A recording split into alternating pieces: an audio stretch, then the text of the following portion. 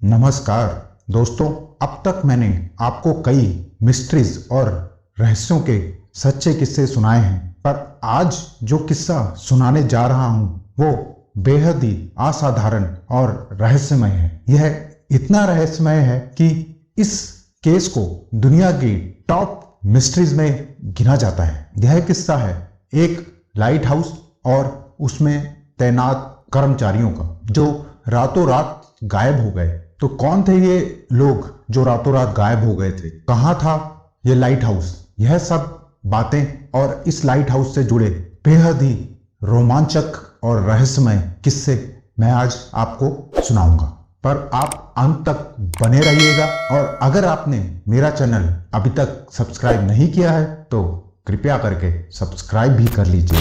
तो शुरू करते हैं आज का किस्सा, रहस्य लाइट हाउस का। और आप देख रहे हैं अद्भुत दुनिया, अद्भुत, अकल्पनीय, रहस्यमय कहानियों की दुनिया। तो दोस्तों, वेस्टर्न स्कॉटलैंड में फेलनन आइलैंड छोटे छोटे आइलैंड का एक समूह है। 15 दिसंबर 1900 की सुबह आर्कटर नाम के एक जहाज इस आइलैंड के पास से गुजर रहा था।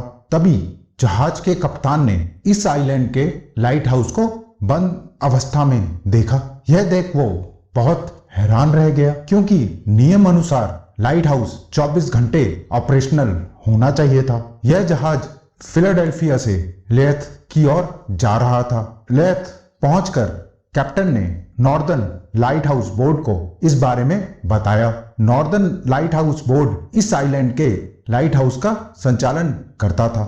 यह सुनकर नॉर्दर्न लाइट हाउस बोर्ड के कर्मचारी हैरान रह गए, क्योंकि एक हफ्ते पहले ही 3 कर्मचारियों को इस लाइट हाउस पर तैनात किया गया था। उन कर्मचारियों का नाम था जेम्स डुकेट, थॉमस मार्शल और विलियम्स मैकआर्थर। इसके बाद फेलनन आइलैंड पे स्थित इस लाइट हाउस की ओर एक रिलीफ वेसल को भेजा गया। इस वेसल का नाम था हेस्परस और हेस्परस के कप्तान थे जिम हार्वे। जिम हार्वे जब इस लाइट हाउस के पास पहुंचे तो चौंक गए, क्योंकि लाइट हाउस का झंडा गायब था और नियम अनुसार हर लाइट हाउस पर झंडा हमेशा लहराते रहना चाहिए ताकि पता चले कि वो लाइट हाउस ऑपरेशनल है। इसके बाद जिम हार्वे ने वेसल का हॉर्न बजाना शुरू किया और हवा में फ्लेयर्स भी छोड़े। जब काफी देर तक कोई हलचल उस लाइट हाउस में नहीं दिखी तो कैप्टन को अंदेशा हो गया कि कुछ बहुत ही भयानक घटा है। लेकिन अब वो जो देखने वाले थे वो उससे भी भयानक था। इसके बाद वेसल से बोट पर जोसेफ नाम के व्यक्ति को लाइट हाउस की ओर भेजा गया। लाइट हाउस पर पहुंचकर जोसेफ हैरान रह गए, क्योंकि लाइट हाउस के दोनों दरवाजे अंदर की तरफ से बंद थे। काफी देर खड़काने और चिल्लाने के बाद भी किसी ने दरवाजा नहीं खोला। इसके बाद बहुत ही मुशक्कत के बाद एक दरवाजा जोसेफ खोल पाए। जब वो लाइट हाउस में स्थित कमरे में पहुंचे तो उधर बेड पर चद्दर अस्त व्यस्त पड़ी थी। लग रहा था कि जैसे कोई उस बेड पर सोया था। उधर पड़े बर्तनों में कुछ खाना बचा पड़ा था। कमरे में 3 में से 1 चेयर गिरी पड़ी थी। और जो सबसे अजीब बात थी कि लाइट हाउस में लगी सारी घड़ियां बंद पड़ी थी। बहुत खोजने पर भी जोसेफ को किसी का भी नामो निशान तक नहीं मिला।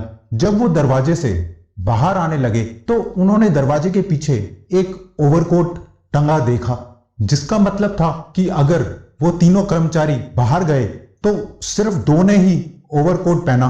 एक अपना ओवरकोट वहां भूल गया या पहन नहीं पाया। पर लाइट हाउस के नियम अनुसार एक व्यक्ति हमेशा लाइट हाउस में होना चाहिए था। पर ऐसा क्या हुआ था उस लाइट हाउस पर कि नियम तोड़कर तीनों को लाइट हाउस छोड़कर जाना पड़ा?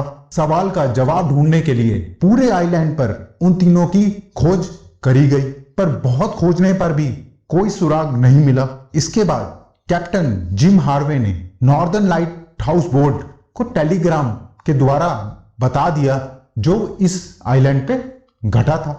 इसके बाद इस केस की जांच के लिए रॉबर्ट मोरेहेड को जिम्मा दिया गया। वो वहां पे सुपरिटेंडेंट थे और रॉबर्ट ही वो व्यक्ति थे जिन्होंने इन तीनों को भर्ती किया था। इसके बाद रॉबर्ट ने लाइट हाउस पर इन्वेस्टिगेशन स्टार्ट कर दी। इन्वेस्टिगेशन के दौरान उनको एक लॉग बुक मिली और लाइट हाउस के नियम अनुसार हर छोटी बड़ी जानकारी इस लॉग बुक में लिखना जरूरी होता है। पर 15 दिसंबर की शाम के बाद की कोई भी एंट्री इस लॉग बुक में नहीं थी। इसका मतलब था कि 15 दिसंबर की शाम को ही उन तीनों के साथ कुछ विचित्र घटा था। लॉग बुक के मुताबिक 12 दिसंबर को समुद्र में बहुत ऊंची ऊंची लहरें उठी थी और उस समय थॉमस की ड्यूटी थी और वो लहरें इतनी ऊंची थी कि थॉमस ने अपने 20 साल के कैरियर में इतनी ऊंची लहरें कभी नहीं देखी थी। इसके अलावा लॉग बुक में लिखा था कि दूसरे व्यक्ति जेम्स सुबह से बहुत ही गुमसुम बैठे हैं और तीसरे व्यक्ति विलियम्स सुबह से रो रहे हैं। यह बातें रॉबर्ट को बहुत ही अजीब लगी क्योंकि तीनों ही बहुत ही एक्सपीरियंस्ड और लंबे चौड़े डीड डॉल वाले व्यक्ति थे। उन लोगों का लहरों को देखकर घबराना कोई साधारण बात नहीं थी। लॉग बुक के मुताबिक 13 दिसंबर को मौसम तो साफ हो गया पर लहरें अभी भी उठ रही थी।